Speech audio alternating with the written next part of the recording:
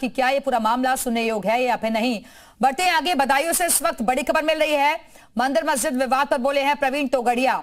12,000 मंदिरों को तोड़कर बनाई गई है मस्जिदें। बांग्लादेश हिंसा को लेकर भी आक्रामक नजर आए। झगड़ा सरकार से था तो हिंदुओं का कत्ल क्यों? देश में इजराइल जैसी सरकार चाहिए। तोगड़िया ने कहा कि फिलिस्तीन ने इजराइल के 300 लोगों को मारा तो इजराइल ने उनके 42,000 लोगों को मारा। सीरिया लेबनान तक घुसकर मारा। उन्होंने कहा कि देश में इजराइल जैसी ही सरकार चाहिए। वहीं उन्होंने बांग्लादेशी मुस्लिमों पर भी निशाना साधा और कहा कि अगर झगड़ा सरकार से था तो हिंदुओं का कत्ल क्यों किया? बांग्लादेश में हिंदुओं पर जो हो रहा है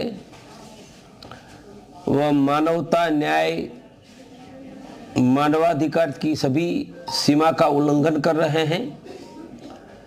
झगड़ा तो बांग्लादेश की जनता और सरकार का था, तो हिंदुओं पर हमला क्यों, उनकी कत्ल क्यों?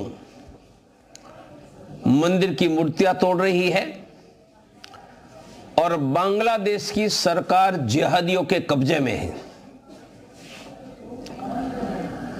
हम चाहेंगे कि इजराइल सरकार जो कर रही है वह भारत सरकार करे। और मुस्लिम स्कॉलर मौलाना साजिद रशीदी जी हमारे साथ जुड़ गए हैं। मौलाना साहब, ये जो प्रवीण तोगड़िया की तरफ से बयान दिया गया है वो कह रहे हैं कि 12,000 मंदिरों को तोड़कर बनवाई गई है मस्जिदें और बांग्लादेश में जो कुछ भी हो रहा है उसको लेकर वो कह रहे हैं नाराजगी सरकार से थी, तो हिंदुओं पर अटैक क्यों किए जा रहे हैं?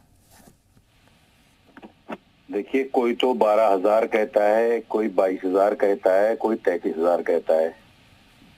पहले तो इन्हीं का मत एक नहीं है कि कितने मंदिर तोड़े गए।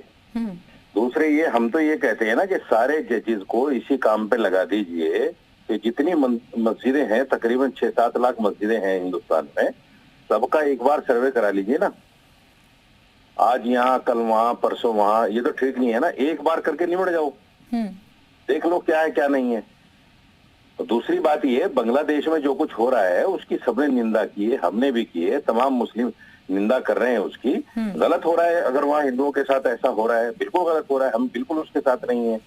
हम तो ये कहते हैं, मोदी जी खड़े हुई, हिंदुस्तान का तमाम मुसलमान आपके साथ है, बांग्लादेश को आप इंडिया में मिलाओ ना, हम आपके साथ खड़े हैं। रशीदी साहब, लेकिन ये जो बार बार बातें कही जा रही हैं, दावे तो भाई कोई भी कर सकता है ना, इसीलिए तो कोर्ट है। कोर्ट को तय करने दीजिए कि मंदिर है या मस्जिद है। मैं वही तो कह रहा हूँ। देखिए, लाखों करोड़ों केस ऐसे पेंडिंग है कोर्टों में, जो बेचारे कई कई साल से जेल में हैं, जो महिलाएं बेचारी पीड़ित हैं, उनके मुकदमात हैं, उनको छोड़कर जजेस इसमें लग रहे हैं। तो मैं कहता हूँ एक बार में निपटा दो सबको, बाकी फिर अपने काम पे लग जाओ। ये रोजाना का मसला नहीं रहेगा ना। मैं इसलिए कह रहा हूँ एक बार में निपटा दो, सारे जजों को लगा दो इसी काम पे।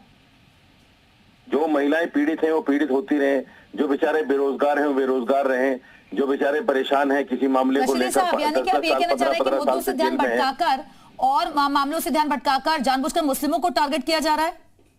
यकीनी तौर पर देखिए, मुसलमानों को टारगेट किया जा रहा है और ये सरकार का निकम्मापन है। मैं कहता हूँ ये सरकार मुसलमानों से डराकर हिंदुओं को वोट लेना चाहती है।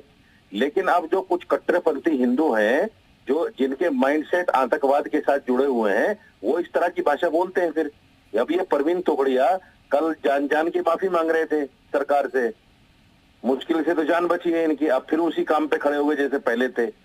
तो इन लोगों को चाहिए, ये जो इस तरह का जहर उगलते हैं, सरकार को चाहिए कि ऐसे लोगों पर भी लगाम लगाए, कोई ऐसा कानून बने कि इस तरह की जो नफरत की भाषा बोलते हैं उनको सबक सिखाना चाहिए। ठीक है, चलिए, बहुत बहुत शुक्रिया आपका रशीदी साहब हमारे से जुड़ने के लिए।